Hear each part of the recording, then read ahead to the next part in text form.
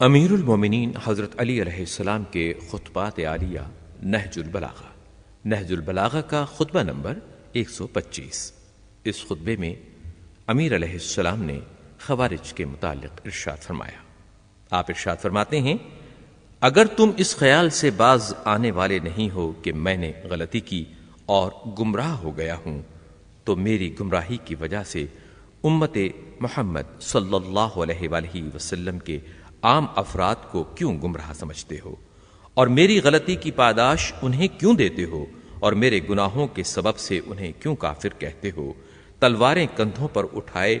ہر موقع و بے موقع جگہ وار پر وار کیے جا رہے ہو، اور بے خطاؤں کو خطاکاروں کے ساتھ ملائے دیتے ہو، حالانکہ تم جانتے ہو کہ رسول اکرم صلی اللہ علیہ وآلہ وسلم نے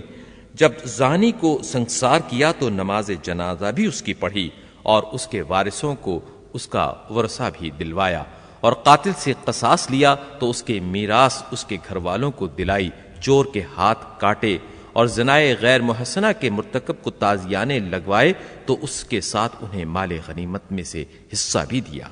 اور انہوں نے مسلمان ہونے کی حیثیت سے مسلمان عورتوں سے نکاح بھی کیے۔ اسی طرح رسول اللہ صلی اللہ علیہ وآلہ وسلم نے ان کے گناہوں کی سزا ان کو دی جو ان کے بارے میں اللہ کا حق حد شرعی سے تھا اسے جاری کیا، مگر انہیں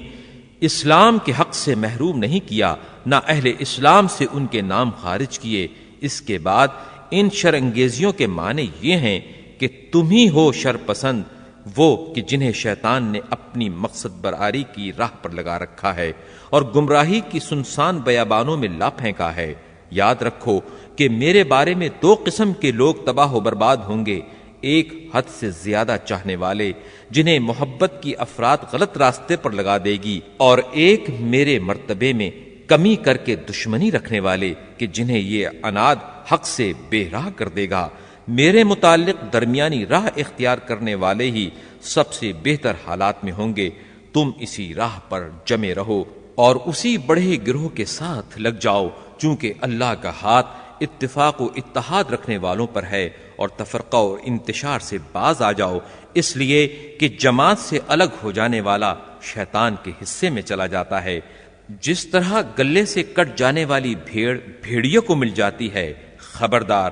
جو بھی ایسے نعرے لگا کر اپنی طرف بلائے اسے قتل کر دو، اگرچہ وہ اسی امامے کے نیچے کیوں نہ ہو، یعنی میں خود کیوں نہ ہوں۔ اور وہ دونوں حکم ابو موسیٰ و عمرو ابن عاص تو صرف اس لیے ثالث مقرر کیے گئے تھے کہ وہ انہی چیزوں کو زندہ کریں جنہیں قرآن نے زندہ کیا، اور انہی چیزوں کو نیست و نابود کریں جنہیں قرآن نے نیست و نابود کیا ہے۔ کسی چیز کے زندہ کرنے کے معنی یہ ہیں کہ اس پر یکجہتی کے ساتھ متحد ہوا جائے، اور اس کے نیست و نابود کرنے کا مطلب یہ ہے کہ اس سے علیحدگی اختیار کر لی جائے۔ اب اگر قرآن ہمیں ان لوگوں کی اطاعت کی طرف لے جاتا ہے تو ہم ان کے پیرو بن جاتے ہیں، اور اگر انہیں ہماری طرف لائے تو پھر انہیں ہمارا اتباع کرنا چاہیے۔ تمہارا برا ہو، میں نے کوئی مصیبت تو کھڑی نہیں کی، اور نہ کسی بات میں تمہیں دھوکہ دیا ہے، اور نہ اس میں فریب کاری کی ہے۔